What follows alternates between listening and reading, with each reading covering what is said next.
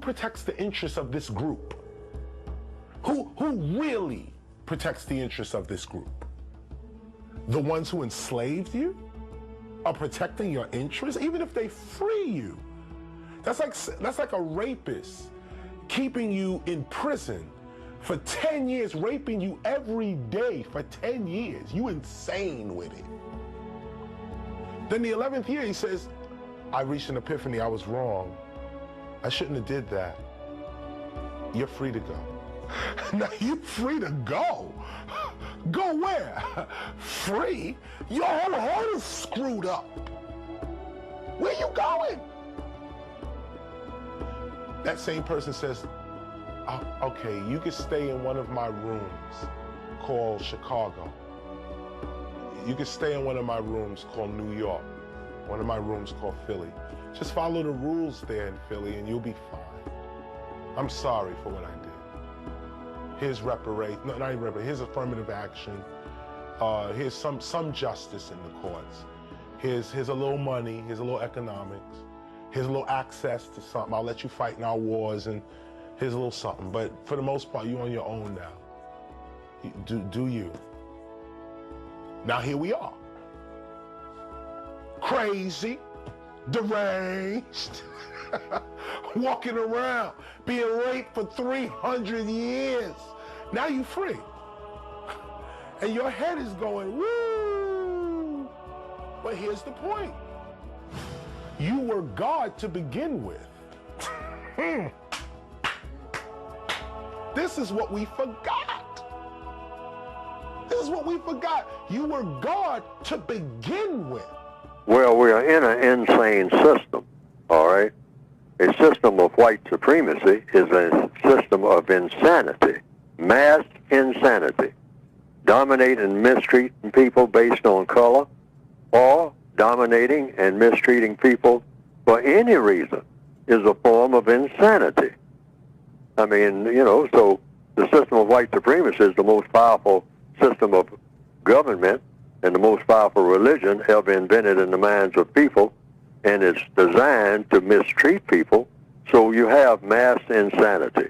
Nobody can be made sane in this system, I know black. white or non-white. It's impossible to be sane in this system. So you just take for granted we're all insane. So it's just a matter of trying to get rid of what causes the insanity. And so you have to get rid of the system of white supremacy in order to do that. Yes. And replace it with a system of justice. So even in our insane condition, the first order of business, the first step toward not being insane is what, according to logic? Is to recognize that you're insane. No, papi. See, if you know that you're crazy, you're taking the first step toward not being crazy. I know black. All right? So we're all crazy. You have to understand that. Anytime you try to make sense out of what's going on around you and what your entire existence is all about, if you're trying to make sense out of it, you are getting crazier and crazier because there's no sense to make out of it. All right? Not in this system of racism that we're in. That's right. You cannot make sense out of it. And once you understand white supremacy, what it is and how it works, that's the beginning of coming out of your insane condition. Otherwise, you'll just keep getting crazier and crazier And doing crazy things and looking forward to doing even crazier things. I know black. But when you take it away, I take your race away. And there you are, all strung out, and all you got is your little self. And what is that? What are you without racism? Are you any good? Are you still strong? You still smart? You still like yourself? I mean, these are the questions. It's part of it is, yes, the victim, how terrible it has been for black people. You don't like that. I'm not a victim. I refuse to be one. And the victim is the other person who is morally inferior and That's who that's a has serious to hold question. on to Of course. racism if you to have somehow to hold, that's for his or her own self-esteem and definition. If you can only be tall because somebody's on their knees, then you have a serious problem. And my feeling is white people have a very, very serious problem. And they should start thinking about what they can do about it. Take me out of it. Racism as a system. And he said that as the system of racism and white supremacy moves on, the system is going to have black men wearing dresses. Now, to hear that in the 70s, people said, oh, this is way out.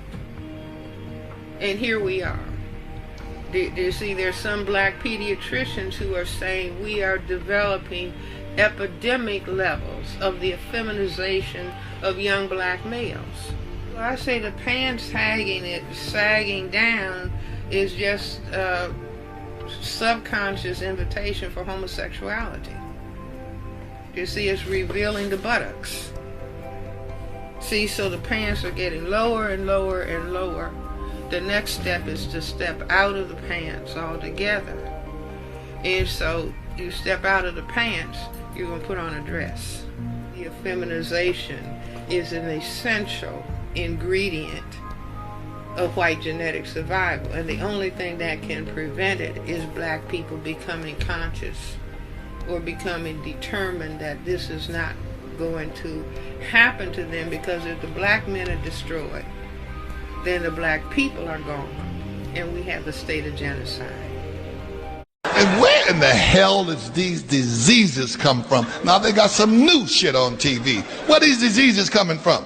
The flu, the swine, the this, the lion. Where does shit come from? All of a sudden, all these goddamn diseases. Where was these diseases when we could have used them? In slavery. Master, I was a slave? I got Alzheimer's, Masters, I forgot. What's that shit? You just say shit? Tourette, what is it called? Yeah. Whatever that shit's called. What's it called? Fuck you, Master, fuck you. Master, I got Michael Jackson disease. You know white folks don't pick cotton.